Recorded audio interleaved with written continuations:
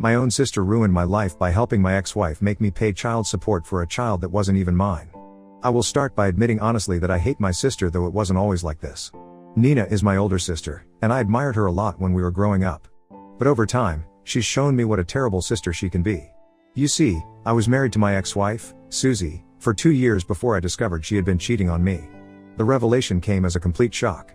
I still remember the moment vividly. I was reading through her messages and stumbled upon a conversation where she had been sexting with her male best friend of 8 years. Susie had always assured me that he was just a friend, someone who had been in her life forever. Despite feeling pangs of jealousy at times, I trusted her deeply. We had built our relationship on that trust, so when I accidentally saw those lewd text messages between them, I felt utterly blindsided. It was as if the foundation of everything I believed about our marriage had crumbled in an instant. I confronted her, and she immediately broke down, apologizing profusely. She insisted it was just a one-time mistake and that her friend meant nothing to her in that way. She promised to block him and assured me it would never happen again. Despite my anger and hurt, I wanted to believe her. We started going for marriage counseling because I was deeply wounded by her betrayal, and I needed to understand why it happened and if our marriage could be salvaged. In counseling, Susie seemed genuinely remorseful. She took responsibility for her actions and worked hard to regain my trust. For a while, it felt like we were making real progress. She was attentive, transparent, and willing to put in the effort to mend our relationship. I decided to stay and give our marriage another chance because I still loved her, and I wanted to believe that people could change and relationships could heal. However, as you might have already guessed, it was a huge mistake. After a while, I found out my ex-wife was trying to secretly meet up with her male best friend one evening. She had told me earlier that she was going to be out with a coworker, but something in her behavior seemed odd, and I had a nagging feeling she was lying. Trusting my gut, I decided to call the coworker after Susie left just to check with them. To my dismay, they told me that they had no such plans with Susie. I felt a wave of devastation and confusion wash over me. It was becoming painfully clear that Susie was probably meeting up with this guy, otherwise she had no reason to lie to me. My mind raced with thoughts of betrayal as I tried calling her multiple times, but she ignored every call. I felt a growing sense of dread and helplessness as the hours ticked by. That night, she finally came home very late, completely drunk. I had been waiting for her all evening, sitting on the couch in our living room, my mind a whirlwind of emotions. When she walked through the door, she didn't even acknowledge me as she looked completely drunk. She just stumbled past me on her way to the bedroom, acting as if I didn't exist. I sat there, feeling invisible and utterly heartbroken, realizing that the woman I once trusted and loved had become a stranger to me. Later, when I was about to go to sleep, I heard her phone buzz on the bedside table with a message notification. Susie had fallen asleep fully dressed in her clothes from the evening, clearly too drunk to even change. I gently covered her with a blanket and, driven by a mix of dread and curiosity, leaned over to check the message she had received. As soon as I saw the number, I recognized it instantly. It belonged to him, her male friend. My heart sank as I read the text. That was so much fun. We should do this more often. The message ended with a tongue and a sweat drop emoji, which only made things worse. I felt a wave of nausea hit me. There was no way a guy would send a message like that with those emojis if it didn't mean something significant had happened between them. My mind raced with all sorts of terrible thoughts about what they might have done. I felt sick to my stomach, realizing that my worst fears were likely true. I tried to calm myself, but it was impossible. The betrayal felt like a physical pain in my chest, and I couldn't shake the image of them together. I couldn't sleep at all that night. I tossed and turned in bed, my mind consumed by anxiety and heartbreak. I kept replaying everything in my head, wondering how it had come to this and what I was supposed to do next. The night felt endless, and by the time morning came, I knew that nothing would ever be the same. When I confronted Susie about that night and how she had lied, she did everything she could to avoid taking responsibility. At first, she tried to manipulate and gaslight me, claiming that my lack of trust was the real issue and that calling her coworker was an invasion of her privacy. She accused me of being paranoid and unreasonable. Her attempts to gaslight me were frustrating and hurtful, but I refused to back down. I brought up the message he had sent, demanding an explanation. She brushed it off, insisting that's just how friends talk to each other, and called me a weirdo for reading too much into it. Her dismissive attitude only fueled my determination to get to the truth. I decided to play my last card. I told her I would confront him directly if she didn't come clean to me. This threat seemed to strike a nerve. She became visibly anxious and tried to dissuade me from contacting him, clearly worried about the consequences. Finally, after much resistance and reluctance, Susie broke down and confessed. She admitted that she had been wanting to see him for a long time and that they had indeed made out after getting drunk. Her confession was like a punch to the gut, confirming my worst fears and shattering any remaining trust I had in her. She continued to justify her actions, suggesting that our marriage had become dull and that she was seeking excitement elsewhere. I vehemently disagreed, pointing out that her cheating and deceit were the very reasons our marriage had soured. I reminded her that it was impossible to return to normalcy after discovering she was sexting with another man. Despite her attempts to rationalize her behavior, I stood my ground firmly. I made it clear that the blame lay squarely on her shoulders for wreaking our vows and destroying the trust we had built. I expressed my deep disappointment and told her that I had reached my breaking point. I couldn't simply overlook her actions and pretend everything was okay. Susie, realizing the gravity of the situation, began pleading for forgiveness. She acknowledged her issues but begged me not to abandon her, emphasizing that she was willing to work on herself and our relationship. Despite her promises, I realized that the trust between us had forever been shattered. The damage was too deep now, and eventually, I realized that staying was only going to prolong the inevitable. Her betrayal had created a rift that we couldn't bridge, and our marriage had been irreparably damaged. After realizing this, I had to make the hardest decision in my life by asking her to move out of my house. Fortunately, we had a prenuptial agreement in place, so I was relieved that it was going to be protecting me from any potential financial repercussions during our divorce. Despite her insistence and attempts to involve her friends to persuade me to forgive her, I stood firm in my decision and ultimately kicked her out to the streets. I know this might sound harsh to read, but I was in too much pain since I always thought that we would grow old together. However, her betrayal left me shattered, and I knew I would never be the same again. I confided in my parents and my older sister, Nina, about what had transpired between me and Susie. They were shocked and dismayed by the news, as no one had anticipated Susie's actions, and assured me of their support to divorce her, which provided me with some comfort. However, Nina seemed unusually quiet throughout all this, which struck me as odd. When I asked her for her thoughts, considering her close relationship with Susie during our marriage, she responded in an unexpected way. Instead of acknowledging my feelings of betrayal caused by Susie's actions, Nina questioned whether I was certain about divorcing Susie, pointing out that unlike me, Susie didn't have any family support. I was taken aback by Nina's response. It seemed like she was more concerned about Susie's well-being than she was about the emotional turmoil I was going through. I responded firmly to Nina, stating that I didn't care about Susie's support system because she had chosen to betray me repeatedly through her infidelity. I emphasized that Susie's well-being was no longer my concern, and I questioned why she seemed more concerned about my ex-wife than about me, her own brother. Nina defended herself, explaining that she was simply worried about me and didn't want me to make any hasty decisions about my marriage without thinking about it. She expressed how she had always believed Susie and I were meant for each other and that she was still in shock about our divorce, hence she wanted to know if I would have any regrets going down the line. While I found her response to be strange at the time, I didn't dwell on it too much afterward. The entire situation was already emotionally draining, so I tried to be more focused on getting through my divorce first. In the beginning, everything seemed to be going well for me during the divorce proceedings, and my lawyer was confident that we would win the case, but then everything changed. Susie dropped a bombshell: she was pregnant. I was completely blindsided by this revelation. It was something I hadn't seen coming at all. Clearly life had different plans for me and wanted to hurt me more. After this news, Susie and her lawyer urged me to halt the divorce proceedings. They argued that we should try to work things out for the sake of our child. Susie insisted that she wanted to provide our child with a traditional family upbringing. I was taken aback and immediately pushed back that I didn't care about her wishes anymore and that there was no way this child could be mine. Susie's response was to argue back that she had never been intimate with anyone else other than me. She emphasized that just because she had made out with her male best friend that night didn't mean she could get pregnant from him. She continued to urge me to consider what was best for our child and to fight for our marriage for the baby's sake. However, I refused to be swayed. I knew this was a desperate attempt to derail the divorce proceedings and guilt-trip me into staying with her so she could continue to live a lavish life with my money. It was clear to me that Susie was grasping at straws, and I remained resolute in my decision to end the marriage. I stood firm, insisting that the divorce would proceed as planned. I stated that after Susie gave birth, I would arrange for a paternity test to determine if the child was mine or not. However, Susie's lawyer countered our argument, claiming that since Susie was still legally married to me and had stated that she hadn't been intimate with anyone else, it automatically made me the father of the child. They asserted that they would seek child support for me due to this. My lawyer vehemently disagreed, pointing out that without a paternity test, such claims were baseless. Unfortunately, we are all too aware of the shortcomings in our legal system, especially when it comes to protecting men in situations like these. In the following weeks, Susie's lawyer proceeded to sue me for child support, presenting evidence to support their claim that Susie had not been intimate with anyone else. They portrayed me as a controlling freak who was trying to get away from paying child support and taking any responsibility for my actions. They even brought in witnesses to testify on Susie's behalf. To my shock, among the witnesses was my older sister, Nina. I had no idea that she would even be there.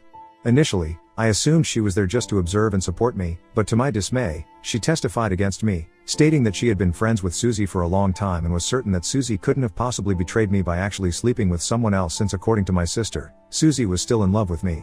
Nina firmly stated that she believed the child belonged to me. Hearing my own sister support my ex-wife over me was heartbreaking. Nina knew firsthand how much I had loved Susie and how deeply she had hurt me, yet she was there supporting Susie's deceitful actions. Later, when we were out of court, I confronted my sister about her unexpected testimony. I expressed my shock and betrayal, feeling completely blindsided by her actions. Nina, however, stood by her decision, insisting that she was doing what she believed was right and that I would eventually appreciate her stance in the future. I raised my voice, expressing my disgust and anger at her for putting me in a situation where I might have to pay child support for a child whose paternity wasn't even confirmed. Nina countered by arguing that I shouldn't be so cruel to an unborn child and that I needed to consider the financial difficulties Susie would face without any alimony and child support from me. Nina told me that I would never understand her perspective because I didn't possess maternal instincts like women did. She urged me to realize that providing for the child's expenses was the least I could do in this situation. I felt exploited and deeply unsettled by my sister's perspective on the matter. I couldn't comprehend how she could prioritize Susie's financial needs over the emotional turmoil I was going through. My parents also expressed their disappointment in my sister, telling Nina that she had no right to go behind my back and testify against me. However, the damage had already been done since my own sister testifying against me proved to the court that Susie might be telling the truth and that I was trying to escape responsibility from our child. Hence, the court ruled in favor of my ex-wife, granting her child support for me until the child turned 18. I was filled with rage and refused to accept the judgment, but despite our efforts, my lawyer and I found ourselves unheard and unable to sway the court's decision. It has been quite a while now since my divorce with Susie, and I've continued to pay child support for her son every month who clearly doesn't resemble me in any way. Despite conducting a paternity test that confirms he isn't mine, the fact remains that because my ex-wife was pregnant while we were still married, the child is legally my responsibility. I'm now compelled to keep paying until he reaches the age of 18. This is why, throughout this ordeal, my resentment towards my sister has deepened even more than towards my ex-wife. I solely blame Nina for making me trapped in this situation. This is why I've maintained complete silence towards my sister and refused to acknowledge her presence at family events. Despite multiple pleas from my parents to forgive her and let the matter go, everyone else in the family respects and understands my stance. Several cousins and relatives share my disdain towards Nina, and as a result, they also keep their distance from her. Nina, on multiple occasions, has complained to our parents about how I've isolated her from the rest of the family. She justifies her actions by claiming that she did what she thought was best for the child. However, her attempts to garner sympathy have continued to fall on deaf ears, as the rest of the family recognizes her foolishness and stands by my decision. Nina got married last year to her longtime boyfriend, Joshua. Despite receiving an invitation to the wedding, I didn't bother to attend. I later learned from my parents that many other family members also didn't attend, which disappointed Nina. After marriage, she and her husband were trying to get pregnant for a while. My parents had expressed their excitement to me about the prospect of finally having a grandchild from our bloodline. Recently, I had to travel to a nearby town for a work conference hosted by my company. After the conference concluded, my coworkers and I decided to unwind and relax at the hotel bar during our free time. Imagine my surprise when I spotted my sister sitting with an older gentleman at the bar. She hadn't noticed me, and I made sure to keep it that way as I was curious about her presence in a bar late at night out of town, considering she was married. I observed as she leaned in closer to the older gentleman and whispered something in his ears that made him laugh. My suspicions grew as they appeared to be flirting and seemed unusually comfortable with each other. Without giving it too much thought, I instinctively reached for my phone and quietly snapped a few pictures. I made sure to capture clear shots of my sister's face and the older gentleman's face, wanting undeniable proof of what I was witnessing. As I observed them together at the bar, my mind raced with disbelief and confusion. How could my sister, who was married, be in such a compromising situation? I watched in disbelief as Nina and the man continued to engage in their intimate conversation, sharing smiles and laughter. After about an hour, the man gestured for Nina to accompany him to his room and she nodded at him and got up to accompany him. My eyes widened as the reality of the situation sank and I was clearly witnessing my sister about to cheat on her husband. I wanted to yell at her to stop, but from my past experience, I had learned that cheaters never learn from their mistakes. Instead, they need to be taught a lesson. After I returned home, I made the decision to directly reach out to her husband, Joshua. I felt it was important for him to know the truth rather than be blindsided like I was. I found him on Facebook and sent him a friend request, hoping he would accept it. After a few hours, I checked and saw that he had indeed accepted my request, so I immediately messaged him.